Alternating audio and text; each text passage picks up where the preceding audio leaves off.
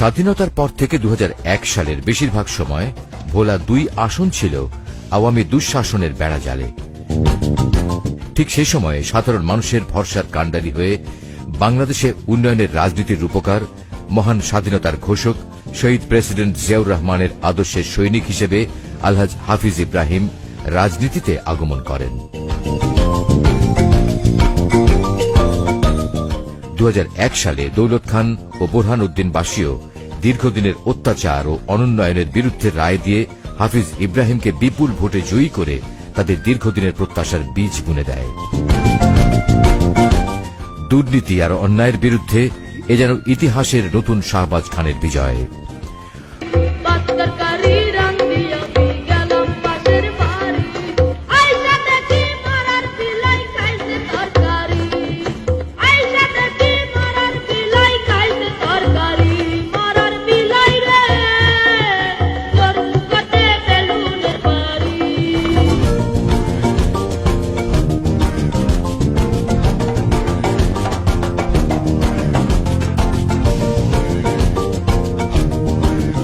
জনগণের আস্থার বিশ্বাসকে পুঁজি করে হাফিজ ইব্রাহিম 2001 থেকে 2006 সাল পর্যন্ত তার মেয়াদকালে দৌলত খান ও বোরহান উদ্দিনে উন্নয়নের বিপ্লব ঘটান। এমন কোন কাজ নাই এলাকার মানুষ সুখে শান্তিতে থাকার জন্য আমি করি নাই। স্বাধীনতার পর ভোলা থেকে অনেক হেভিওয়েট নেতা জাতীয় রাজনীতিতে অবদান রাখলেও 30 বছরে এই অঞ্চলের তেমন কোনো উন্নয়ন ঘটেনি। অথচ সততা ও যোগ্যতার বলে মাত্র 5 বছরের মধ্যে তিনি দৌলত খান ও বোরহান উদ্দিনের কৃষি, শিক্ষা, স্বাস্থ্য, যোগাযোগ, আইন শৃঙ্খলা, ধর্মীয় প্রতিষ্ঠান নির্মাণ বা সংস্কারে যুগান্তকারী অবদান রাখেন। রাজনীতির মূল মন্ত্র হলো আপনি যদি জনগণকে ভালোবাসেন, জনগণের জন্য কাজ করেন, জনগণ আপনাকে স্মরণ রাখবে।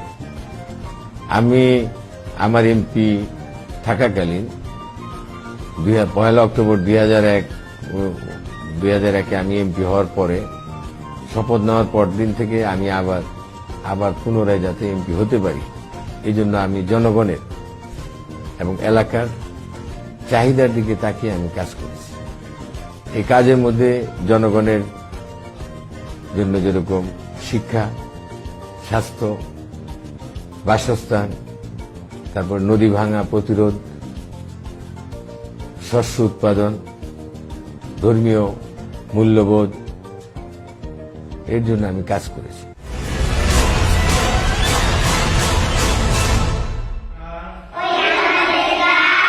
ওইখানেতে বাস করে অনাবধি ছাড়া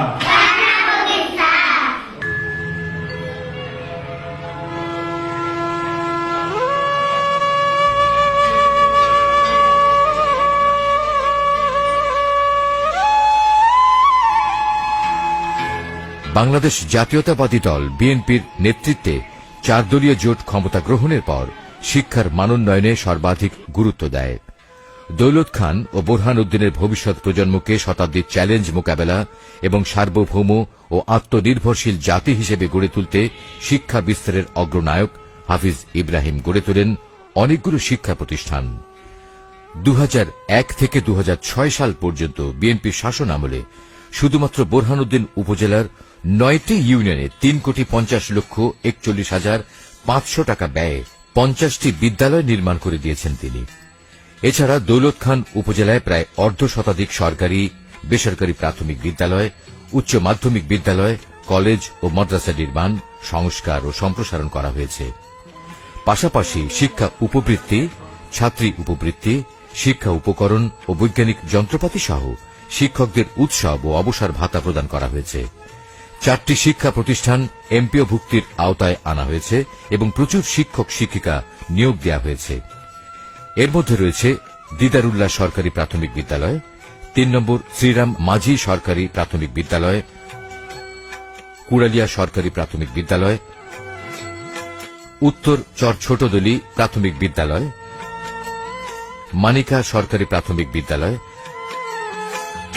হালিমা খাতুন মহিলা মাধ্যমিক বিদ্যালয়, বোরহান উদ্দিন মাধ্যমিক বিদ্যালয়, জৈনুল আবেদিন ল্যাবরেটরি স্কুল, হাফিজ ইব্রাহিম আদর্শ কিন্ডারগার্টেন স্কুল, এবং 4 নম্বর ওয়ার্ল্ড আইডল একাডেমি সহ অসংখ্য শিক্ষা প্রতিষ্ঠান।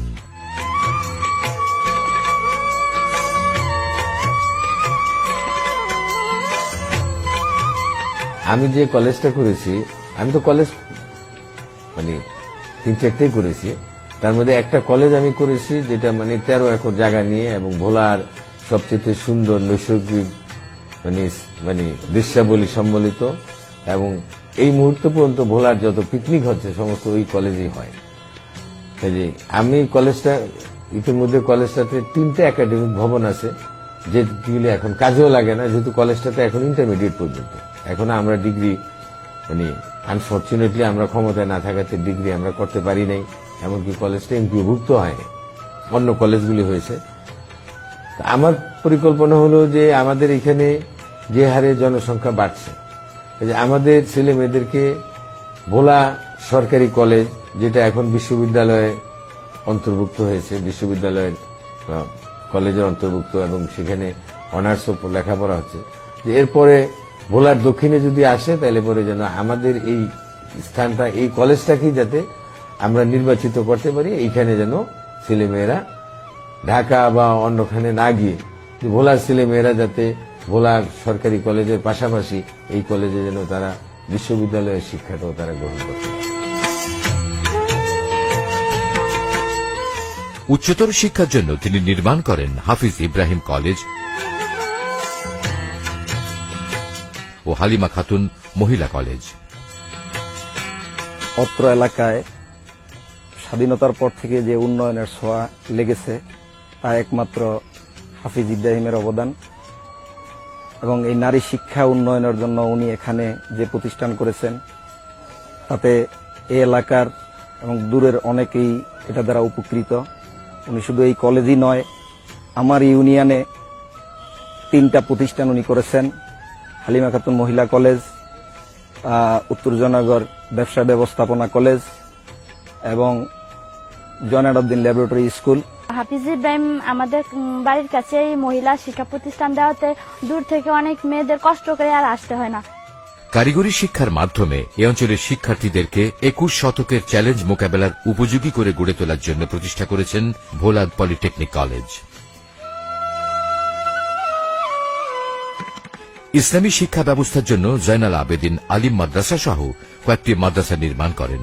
আমাদের এই দৌলত খানের যে সমস্ত প্রতিষ্ঠান হচ্ছে, উনি ওনার উন্নয়নের দিকে এটাকে এগিয়ে নিয়েছেন, এবং উনি আরো আশ্বাস দিয়েছেন যে আমি যদি আবার ক্ষমতা আসতে পারি দৌলত খান উপজেলার সমস্ত স্কুল কলেজ মাদ্রাসাকে আরো মডেলিং টাইপে নিয়ে যাব।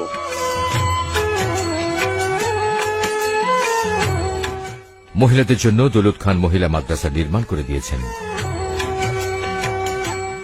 এছাড়াও ছাত্রদের আবাসিক ব্যবস্থা নিশ্চিত করতে জয়নাল আবেদিন ছাত্রাবাস নির্মাণ এবং অসংখ্য স্কুল, কলেজ ও মাদ্রাসার সংস্কার, ভবন নির্মাণ সহ প্রচুর অর্থ বরাদ্দ দিয়েছেন তিনি। শিক্ষা খাতে আমি কাজ করেছি। আমি এমপি হওয়ার পরে আমি দেখলাম যে বাংলাদেশের 64টা জেলার মধ্যে ভোলার অবস্থান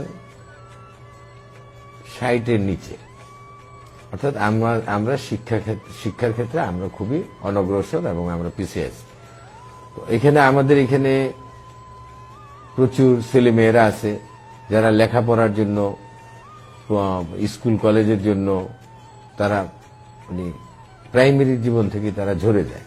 এই জন্য তাদের কাছে শিক্ষাটা যাতে তারা সবাই সুশিক্ষিত হতে পারে, এই জন্য আমি 2টা উপজেলাতে আমি অসংখ্য আপনার মেয়েদের জন্য গার্লস স্কুল, মেয়েদের জন্য গার্লস কলেজ, আবার ছেলে মেয়ে মিলে কো এডুকেশন, তারপরে মাদ্রাসা, তারপরে মহিলা মাদ্রাসা, এতিমখানা, লিল্লা বোর্ডিং এবং কারিগরি শিক্ষার জন্য কারিগরি কলেজ করেছি, এবং পলিটেকনিক আমরা প্রতিষ্ঠা করেছি, যেখানে আমাদের ছেলে মেয়েরা এখন বাড়ির গরম ভাত বা পান্তা ভাত খেয়ে এসে তারা লেখাপড়া করতেছে।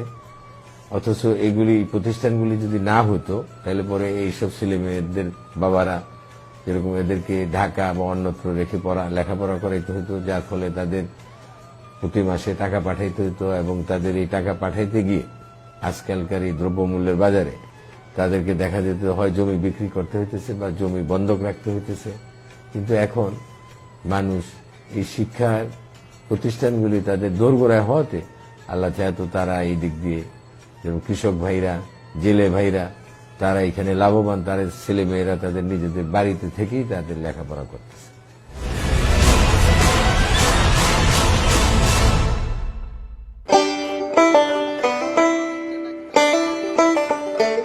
দৌলত খান ও বোরহান উদ্দিনের সড়কগুলো দেখে দেশের একটি প্রত্যন্ত অঞ্চল সম্পর্কে ধারণাই বদলে যাবে।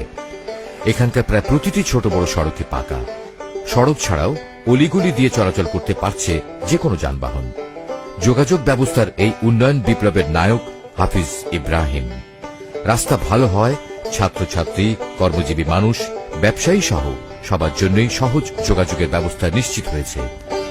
জরুরি প্রয়োজনে অ্যাম্বুলেন্স বা ফায়ার সার্ভিসের গাড়ি থেকে শুরু করে রিক্সা ভ্যানের সহজ চলাচলে দারুণ খুশি এলাকাবাসী। অনেক উপকার হয়েছে, মানুষ যাতায়াত করতে অনেক সুবিধা হইতেছে। আমাকে এই রাস্তাটা হওয়ার পরে তো সুবিধা খুব ভালো হয়েছে। আগে রোডটা কাঁচা ছিল, অন্য রোডটা অনেক আমাকে খুব ভালো হয়েছে। রাস্তাটা আগে কাঁচা ছিল, পাকা হয়েছে, আমাদের খুব ভালো লাগে। আমাকে ভালো সুবিধা হইতেছে, আমার চলতে হইতে ভালো মনে করি। আমি সেটা ধন্যবাদ। এই ব্রিজটা এবং রাস্তাটা হওয়াতে আমরা খুব উপকৃত। সংসদ সদস্য হাফিজ ইব্রাহিম সাহেবকে আমাদের পক্ষ থেকে ধন্যবাদ। 2001 থেকে 2006 সাল পর্যন্ত বোরহানউদ্দিন উপজেলায় 25,85,65,000 টাকা ব্যয়ে 10টি ইউনিয়ন ও পৌরসভায় প্রায় 106 কিলোমিটারের 72টি রাস্তা নির্মিত হয়েছে। বোরহানউদ্দিন ও দৌলত খান সংযোগ সড়কটিও তার আমলে নির্মাণ